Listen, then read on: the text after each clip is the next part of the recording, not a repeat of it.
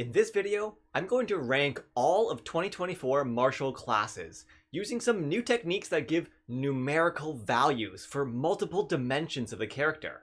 I'm going to look at not just damage, but also control, durability, mobility, and mental resistance.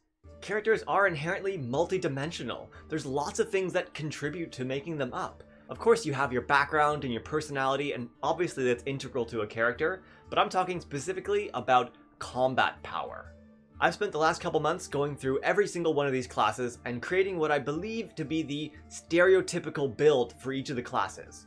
And today, I'm going to summarize all those for you and give you kind of a comparison. For our lineup, we have a barbarian using a great axe, cleaving through foes with the cleave mastery, and that damage is included in here. For fighter, we have a polearm master using a glaive, which has the graze mastery. For ranger, we have a longbow build that concentrates on hunter's mark and uses hail of thorns whenever possible. Rogue is a melee dual wielder that uses nick and vex mastery, and it will use cunning strike whenever possible. For monk, we are just unarmed and we don't do any grappling either.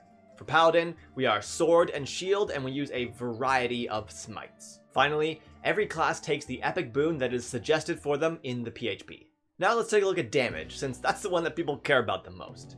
I calculate DPR, damage per round, for every level of each of these builds, but I also calculate what I call combat space. This is essentially, if you did this DPR, what percentage of a deadly encounter would you take out by yourself? If you have a party of 4, each one of them take out 25% of an encounter, then you have enough damage to finish a deadly encounter in 4 rounds. As you can see at level 1 here, every class is doing more than 25% of an encounter. And Rogue is doing enough to take out 62% of an encounter. That's a lot. Anyway, let's take a look at how these numbers change over the levels. At low levels, rogues deal a lot of damage. It stays that way until about level 5, and then the martials that get second attack will increase, and rogues end up at the bottom 2 for pretty much their entire career after that. Barbarians then take the lead, and they stay there for quite a while. Rangers stay in the top 3 damage dealers until level 10, and then they dip out, and they come back at about level 17 when they get advantage on all their Hunter's Mark attacks. At level 11, fighters get their 3rd attack, so they jump up to top place, and they stay up there and bouncing back and forth with the Barbarian for pretty much the rest of their level career. In the final levels, Paladins descend into the lowest damage dealer. In fact, pretty low at that point. Whereas at the end, Monks shoot up to 2nd place thanks to their amazing capstone ability. If you're interested in playing at a certain level, you can take a look back through time and see what classes will do the most damage at that level. If we take these classes and average their damage out through their entire career, fighters and barbarians are at the very top. Having said that, even the lowest damage dealers here don't deal poor damage, just maybe worse damage for a main damage dealer. For every one of these classes, there are ways to boost your damage more, if that's your primary concern. And there are subclasses too, which I didn't take into account here. For a main damage dealer, I think a target of about 40% is a pretty good one. If you do less than that, you might not be doing your job well enough. If you do too much more than that, and you're taking away from other characters. Of course, that's totally table dependent though. But all in all, I hope that gives you a good picture of the damage potential of martials. Now let's move on to the next dimension, which is control. Measuring control is a little strange. I have a method to do it, and it is reliable. I'm not going to go over it here because there's not time, but you can take a look at it here. But just know that a value of 20 is low control, 50 is mid control, and 100 is high control. And note that if you watch my individual class videos, the control values here have changed because I've split control into mobility and pure control. And that means buffs and debuffs.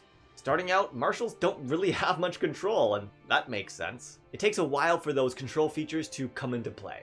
Paladins do though have some control because of their smite spells, and rangers, they start with the slow mastery, so that's going to contribute a little bit. At level 5, rogues get access to cunning strike, so their control is going to get boosted here because they're poisoning or tripping their enemies. Paladins meanwhile are getting access to more and bigger smites as they level up. Monks also get stunning strike at level 5, but they don't have enough focus to start using it until level 7. And as we continue leveling up, we'll have more and more focus to do more and more stunning strikes. At level 9, fighters and barbarians get access to their control abilities. Fighters can now swap out their weapon mastery to do sap, trip, and push, where barbarians, they can push and slow enemies with their brutal strike.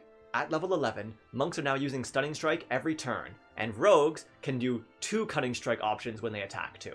And at level 14, they get access to even more options with their cutting strike. And rangers at 14 have Nature's Veil, which means they can turn invisible. At 17, barbarians get some new brutal strike options, and paladins get access to level 5 spells.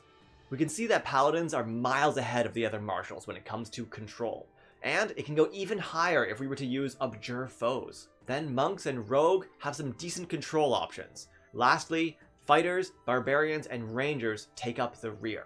But even they can be built to have great control if you were to put the right mastery on them and choose the right options. Rangers also do have potential to have good control if they cast the right spells, but all of them here are going to have to sacrifice some damage in order to do that good control. Next up is mobility, and the graph isn't really that interesting to watch, so I'll just put the summary up here. Rogues obviously have great mobility due to using their cunning action to dash every turn if they need it. Monks have a massive amount of speed, that really helps their mobility a lot, but barbarians actually have pretty good mobility here too. They have a boost to their speed. When they rage, they can move half their movement, and when they push attack, they can also move half their movement too. Finally, rangers get a little boost to their speed. Fighters and paladins here have a mobility of 0. If the fighter used Second Wind, they would have a boost to their mobility, because that helps them move. But our build, we used a bonus action to pull our master every turn, so we didn't use Second Wind. Paladins, they don't have anything to boost their movement, except Find Steed. If you were mounted, paladins would have fantastic mobility. In fact, it would be even higher than the rogue because they have a movement speed of 60 and they can disengage every turn. It's pretty crazy. But for the purpose of this build, because we can't rely on always having our mount, I didn't include it. Okay, next up is durability. This is the number of rounds you can survive if an entire deadly encounter focused fire on you.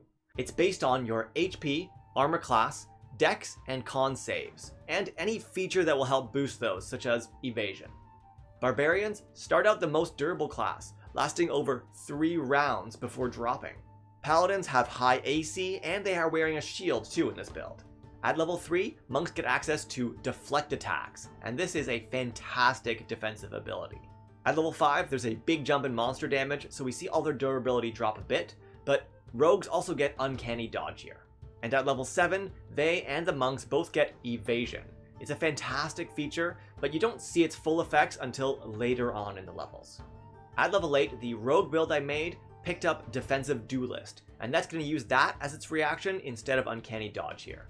At level 11, barbarians get relentless rage. This prevents them from dropping, and so that can increase our durability too. At 13, monks get deflect energy, meaning now they can deflect any attack, not just bludgeoning, piercing, and slashing. This boosts them a lot. At 14, rangers can turn invisible, and that helps them a little bit. At 18, monks get superior defense, which basically doubles their durability. It makes them resistant to all damage except for force. And then at 20, they get a huge boost to their AC as well, making their durability jump even more. For our overview here, we can see that monks are looking insane. But remember that the levels that they are the strongest in durability are pretty high levels, after 13. Before 13, they're not really that far away from the other martials.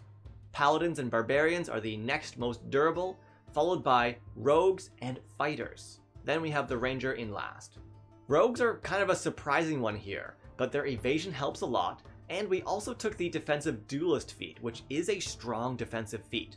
And note that none of the other classes took any defensive feats, they're just using their class abilities. So this might be a little unfair here. But moving on to the last dimension I want to look at, this is mental resistance. This is the measure of how likely you are to overcome debilitating mental effects. If you're frightened or charmed or incapacitated, you won't be doing much damage at all. I think it's an often overlooked area. The way we measure it is simply just taking 3 wisdom saves and seeing how likely we are to succeed all of them, and then we average them out. At level 1, classes start pretty close. Save DCs are pretty low, so it's not very difficult to overcome an effect. As we increase in levels, we'll see that these dip down and down as save DCs get higher. But at level 6, Paladins get Aura of Protection, which is a fantastic feature, adding your Charisma modifier to all of your saves, and the saves of everyone around you. At 9, Fighters get Indomitable, and this is a fantastic feature that you can pretty much auto-succeed on a save. At level 10, Monks get Self-Restoration, letting them shrug off Charm and Fear effects. At level 13, Fighters get another use of their Indomitable feature. At 14, Monks get Proficiency in all saves, and at 17, Fighters get their last boost to Indomitable. If we were to sum up all of the classes' careers, there are 3 classes with very good mental resistance, and that is the Paladin, the Monk, and the Fighter. The rest of the classes are left behind, with the Barbarian being especially poor, and that's not really a surprise. If you're playing any of those classes at high levels, consider taking some feats that would boost your resistance, such as Mage Slayer or Resilient Wisdom.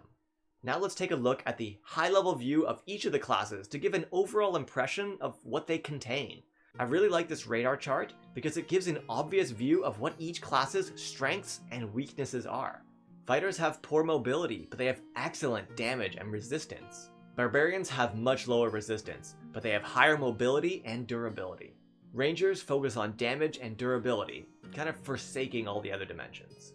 But since Rangers are spellcasters, they have a lot more flexibility and variability in what this build would look like, so they can have different areas that they would excel at. Just remember that this is a longbow build with Hunter's Mark and using Hail of Thorns. Monks and Rogues are all-rounders, kind of doing a good job in all areas. Paladins, meanwhile, excel at pretty much every area except mobility. If you want to see them overlapped too, here they are. Some actually fit exactly inside some of the other radar charts. It's a little chaotic, but you can kind of see which ones excel at certain areas. Now what I finally want to do is make this ranking for the martial classes. Which one is the best and which one is the worst? What I'll do is I'll give each of these classes a score based on what rank they were in each of these dimensions. If they were the lowest, they'll get a 1 point in that area. If they're the second lowest, they'll get 2, and so on and so forth. So summing them all up, Monk is the highest with a score of 24. Next up is Paladin with a score of 20. Then we have Rogue and Barbarian, which each score 17 points. Then we have Fighter with 15 points, and finally the Ranger with 11 points. Honestly, these results are surprising to me. If I had done this off the top of my head before, I definitely would not rate them this way. And I think that's because people generally value damage more than the other dimensions. So if you were to give additional weight to the damage dimension, it would stack up differently. But here you have it, a completely unbiased, factual ranking of all of the martials in 2024. I hope this gave you a lot to think about, and that damage is not the only thing that matters in a build. There's a lot of aspects that contribute to combat. Thank you for watching, and if you want to see how I get these numbers, I have videos on all of it. I'll put it in a comment below, so take a look.